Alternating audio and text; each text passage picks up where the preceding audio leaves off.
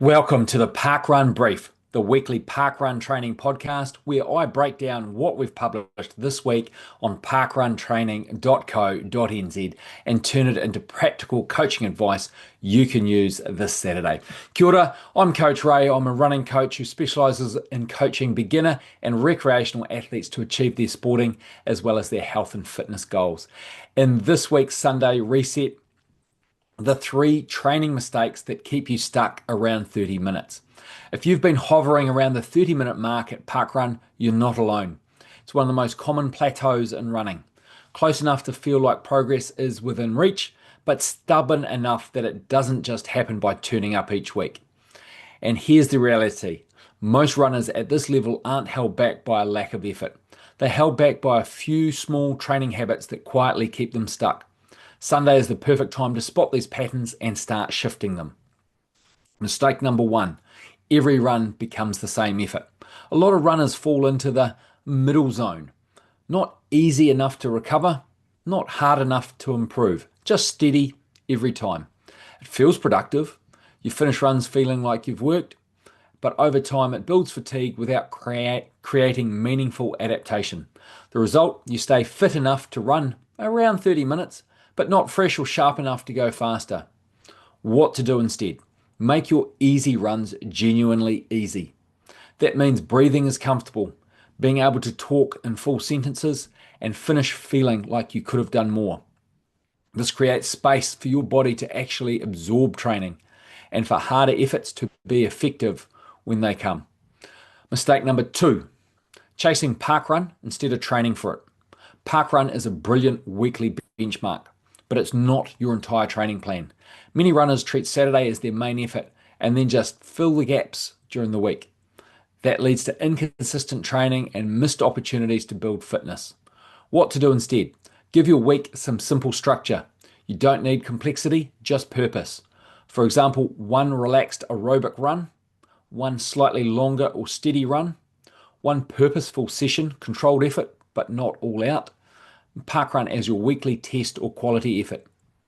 When your week supports your parkrun rather than revolves around it, progress becomes more consistent.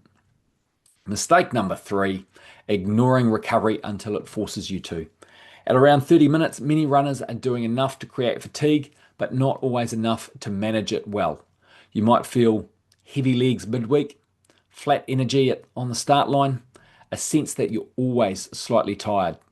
That's not a motivation issue, it's a recovery issue. And recovery isn't just rest days. It's everything that allows your body to adapt. What to do instead? Treat recovery as part of training. That includes keeping easy days easy, hydrating consistently, getting enough sleep, especially before parkrun, and adding short mobility and stretching sessions. When recovery improves, your training starts to feel lighter and your performance follows. The good news about the 30-minute barrier, here's the encouraging part. You don't need to double your training or suddenly become a different runner to move past 30 minutes. Most of the time it comes down to doing the basics slightly better. Easier, easy runs. More purposeful structure and better recovery habits. Small shifts for a big impact. Your Sunday reset. Take 5 quiet minutes today and ask yourself which of these 3 mistakes shows up most in my training. What's 1 small change I can make this week? Not 3 changes, not a full overhaul, just 1. Because progress doesn't come from doing everything differently, it comes from doing the right things consistently. And often the difference between 30 minutes and your next breakthrough isn't more effort. It's better decisions starting today. For the Saturday spark, the pacing mistake keeping you stuck around 30 minutes. If you're hovering around the 30-minute mark at parkrun, 30 minutes something one week, 31 the next, it can feel like you're close, but not quite breaking through. You're training, you're tuning up, you're putting in the effort, but the time isn't moving. For most runners in this range, it's not a fitness problem. It's a pacing problem. The common mistake, the pattern is almost the same. Almost always the same. A fast, confident start, settling into the run, then gradually slowing from halfway, and then a tough final kilometre. Feels like you're working hard the whole way, but the clock doesn't reflect it. Why? Because you're spending too much energy in that first kilometre. What's actually happening? When you start faster than your sustainable pace, your breathing spikes early, your heart rate climbs quickly, your muscles fatigue sooner, your effort becomes harder to manage.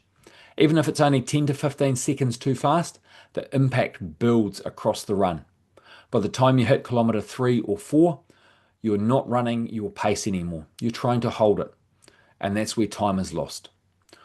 What sub 30 pacing really looks like. A well-paced 30-minute park run isn't dramatic. It's controlled. It looks like a steady first kilometre, a confident middle section, a strong, composed finish. Doesn't feel explosive early. It feels manageable. You should reach 1 kilometre thinking, I could go faster, but I'm choosing not to. That's the discipline that leads to breakthroughs. The simple fix for this weekend. Here's your Saturday Spark Challenge. Run your first kilometre at or slightly slower than your goal pace. If your goal is 30 minutes, 6 minutes per kilometre pace, aim for 6:05 to 6:10 for the first kilometres. Let others surge ahead. Stay relaxed, trust the plan, then gradually build through the middle to finish strong. What changes when you get this right? When you pace the first kilometre properly, your breathing stays under control. Your effort builds gradually, your confidence increases, your final kilometre improves. And most importantly, you stop fading and start finishing. Saturday Spark takeaway. If you're stuck around 30 minutes, start here. Don't win the first kilometre. Don't chase the crowd. Settle early, build late. Trust controlled pacing. Your breakthrough isn't about running harder, it's about running smarter from the start. Have a great park run this weekend. The Friday Fast Track Sisyphus session. There's something honest about hill sessions. They ask for effort and they give you strength in return. The Sisyphus session builds that strength step by step, with each uphill effort getting longer before you finally crest the final climb. It's a simple but powerful workout that develops resilience, pacing, and confidence for parkrun. Warm up, 10 minutes at level 2, easy, relaxed running. Main set, 30 seconds uphill at level 5, jog down recovery. 60 seconds uphill at level 5, jog down recovery. 90 seconds uphill at level 5, jog down recovery. And then finally, 2 minutes uphill at level 5, jog down recovery. Cool down 10 minutes at level 2, post run 10 minutes gentle stretching. Why this works for parkrun. This session builds progressively. Each effort slightly longer, slightly more demanding. It teaches you to manage effort as fatigue builds, a key skill for parkrun. For runners, it helps you develop leg strength and power, improve running form and posture, build confidence, handling sustained effort, enhance aerobic and anaerobic capacity, stay composed when the effort ramps up. The downhill recovery allows you to reset while keeping the session flowing. How it should feel. The early reps feel sharp and controlled. The longer efforts feel more demanding but still manageable. Breathing rises steadily as the reps lengthen. You finish the final rep feeling worked but not exhausted. If the early reps feel too easy, resist pushing harder. The challenge comes later. My tip, think about building into the session, not attacking it. Keep your effort consistent relative to the length of each rep. Stay tall, drive your arms, and let the hill guide your intensity. This session is about strength and control, not sprinting. Want to finish your next parkrun feeling stronger and more in control? Grab my free guide, Stronger for Parkrun, a quick routine to finish your 5K better. The link is down in the description. It's a simple, effective strength session you can add after any run, including today's Friday Fast Track workout. I first wrote about this session a number of years ago over on my main coaching site, www.coachray.nz, where I explored how fast, hill-based fartlek workouts like Sisyphus session can build strength, resilience, and pacing control across a range of distances. If you'd like a deeper look at the origins of this workout, and how it fits into the broader run training, you can read the original breakdown over at www.coachray.nz. The sub 30 blueprint, what it actually takes to break 30 minutes at parkrun. Breaking 30 minutes at parkrun is one of those goals that sits right in the sweet spot. It's not elite, but it's not easy either. For a lot of runners, it's the first time they feel like they're actually running a 5K rather than getting through it. And that's why it matters. It's a shift in identity as much as it is time on the clock. But here's the problem. Most runners chasing sub 30 don't actually know what it takes. They just turn up each Saturday, run hard, hope for the best, and wonder why they keep finishing 31, 32, 33 minutes. So before we get into sessions, plans, or workouts, let's strip it right back. What does it actually take to run sub 30? It starts with understanding the pace. Sub 30 means averaging 6 minutes per kilometre from start to finish. That sounds manageable on paper, but for the first kilometre, it usually is. In fact, most runners go through the first kilometre faster than that, 5:40, 5:50, because it feels easy early on. Problem is what happens next. By the third kilometre, that early enthusiasm starts to bite. The breathing gets heavier, the legs tighten, and suddenly that 6-minute pace feels a long way away. This is where most sub 30 attempts unravel. Not because the runner isn't fit enough, but because they haven't learned how to control the effort. Breaking 30 isn't about running your fastest kilometre. It's about running your most even 5 kilometres. Consistency beats intensity every time. If there's one thing that separates runners who break 30 from those that don't, it's not talent, it's consistency. The runner who jogs 3 times a week after week, will almost always outperform the runner who smashes one hard session and then disappears for 5 days. You don't need massive mileage. You don't need fancy workouts, but you do need to show up regularly enough that your body adapts. That means getting comfortable running when you're a little bit tired, building a basic aerobic engine, letting your legs learn what running feels like at different efforts. It's not exciting, but it's what works. You need to get comfortable being uncomfortable. There's a 5 kilometre, usually somewhere around the 3 kilometre mark, where the question gets asked, can I actually hold this? For runners chasing sub 30, this is often unfamiliar territory. They've either gone out too hard and are hanging on, or they've never quite pushed into that sustained discomfort before. The key isn't to avoid that feeling, it's to recognize it and stay with it. Sub 30 pace should feel controlled early, uncomfortable in the middle, and challenging at the end, but never completely out of control. That's a skill, and like any skill, it can be trained. Most runners are making the same a few mistakes. If you've been stuck just above 30 minutes for a while, there's a good chance you're doing one of these: starting too fast, running every session at the same pace, only running once or twice a week, turning parkrun into your only hard effort, and skipping any kind of warm-up. None of these feel like big issues on their own, but stack them together and they can make sub 30 feel just out of reach. Close enough to chase, but never quite close enough to catch. So what does it actually take? At its core, breaking 30 minutes at parkrun comes down to 3 things. You can run consistently each week. You can control your pace early in the run. You're comfortable holding a steady, slightly uncomfortable effort. That's it. Not complicated, but not accidental either. Where to from here? If you've read this and thought, that makes sense, but I'm not quite there yet, you're in a good spot, because now you're not guessing anymore. The next step is simply to get clearer on where you are right now. I've put together a simple tool that will show you exactly that. Take the sub 30 Readiness Scorecard. The link for it is down in the description and you can download it for free. It takes about 2 minutes to complete, and by the end you'll know how close you are to breaking 30, what's currently holding you back, and what to focus on next. No guesswork, just clarity. In the next article, I'll walk you through 3 key sessions that actually move the needle so you can start turning this from a goal into something that is within reach. Now that next article is next week. Parkrun power tip for the week. Use the first kilometre to find your rhythm. Here's a quiet shift that separates controlled parkruns from chaotic ones. It happens in the first kilometres, and most runners get it wrong. The urge to race too early.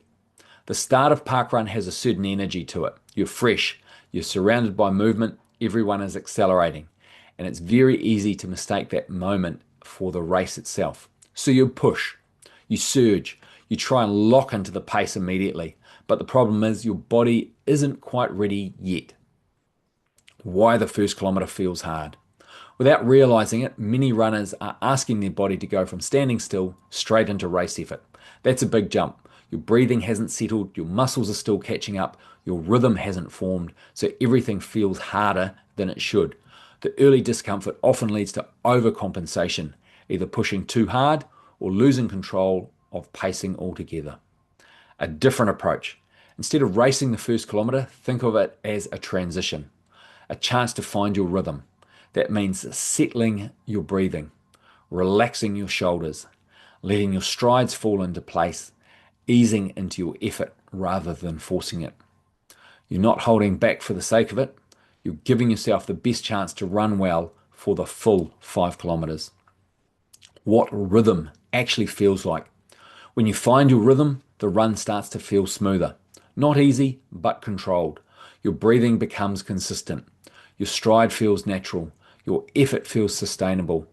That's the platform you want to build from. Because once rhythm is established, it's much easier to maintain pace and make good decisions later in the run. Where this pays off. The runners who get the first kilometre right are often the ones who look strongest later. They don't spike early, they don't fall apart mid-run, they build into the effort. And that shows up in the third, fourth and fifth kilometres where the run really takes shape. A simple cue to use. Next time you're at parkrun, try this. Instead of thinking go, think settle.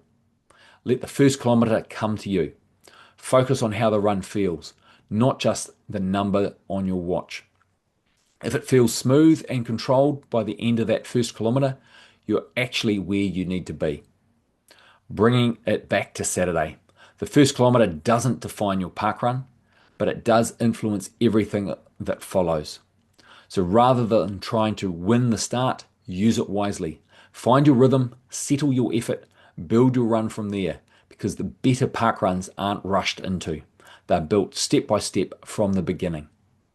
If you want more practical ways to improve your parkrun performance, explore more tips at www.parkruntraining.co.nz. The Parkrun Progress Report for this week, same race, a different result. Jason Ford's Pegasus Parkrun Progress Report. As you can see in that picture there, we ran the event together. Sort of. He beat me. This week's Parkrun Progress Report is a really interesting one. It's from Pegasus Parkrun on Saturday, 21st of March 2026, the same event I reviewed my own run from last week. But this time we're looking at Jason Ford's performance, where he ran a strong 21:06, finishing well ahead of me on the same course on the same day. And when you compare the two runs side by side, one thing becomes very clear. Pacing made the difference. The run at a glance. Jason splits. First kilometre 4:16, second kilometre 4:21, third kilometre 4:15, fourth kilometre 4:14, and the final 950 metres was at 4:09 pace.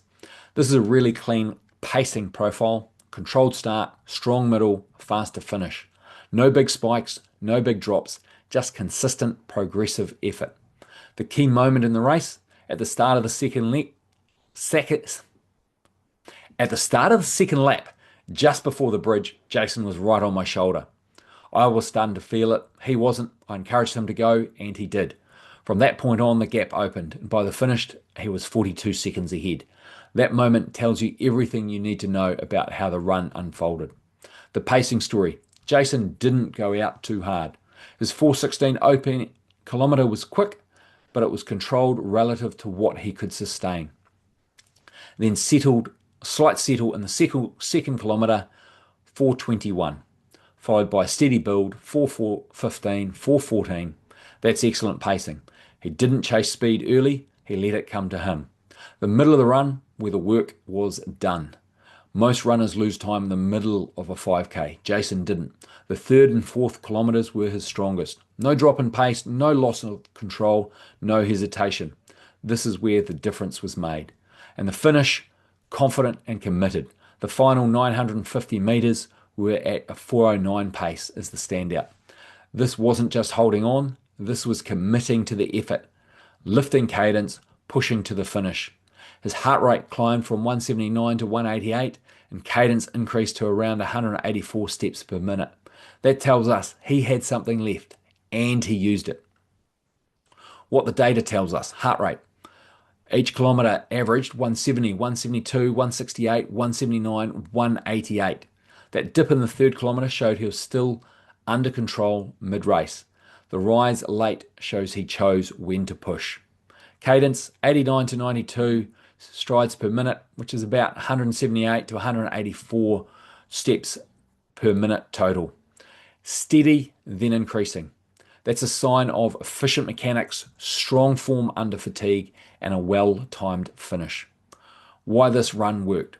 This performance wasn't about pushing harder. It was about starting within himself, building into the run, and finishing with intent. Jason didn't waste energy early. He used it when it mattered. The comparison that matters. On the same course, on the same day, I started slightly too fast. Jason started slightly more controlled. The result? He got faster as the run went on. I slowed down before finishing strong again. That's the difference. The lesson. You don't need more fitness to run faster. You need better pacing. Jason's run is a textbook example of that.